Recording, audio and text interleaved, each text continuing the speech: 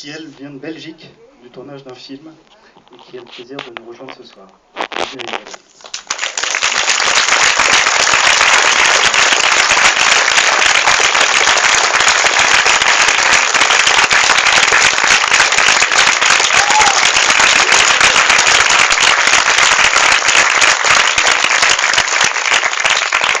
Bonsoir.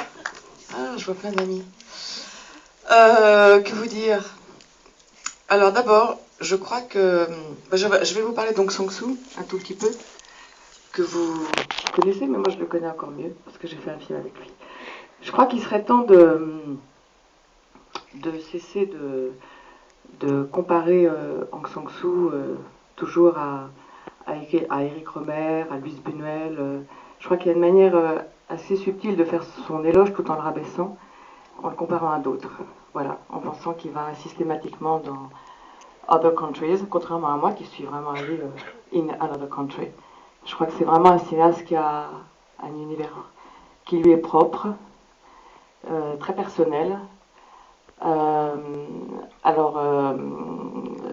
San Suu, là aussi, il y a un petit peu des idées reçues, parce que sous prétexte qu'on sait qu'il n'écrit pas de scénario, alors on pense que c'est de l'improvisation. Pas du tout. Il ne fait pas du tout un cinéma improvisé, c'est un cinéma d'une incroyable précision, au contraire.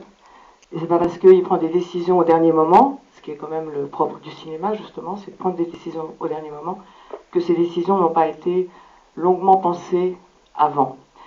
Et je crois aussi, en ayant travaillé avec lui, que Aung San Suu, ce qui le caractérise, c'est qu'il filme peut-être autant les corps que les esprits, avec une sorte de nonchalance précise qui lui confère tout son charme.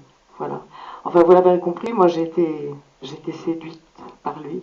C'est un personnage. J'aurais bien voulu qu'il soit avec moi d'ailleurs ce soir, c'est dommage.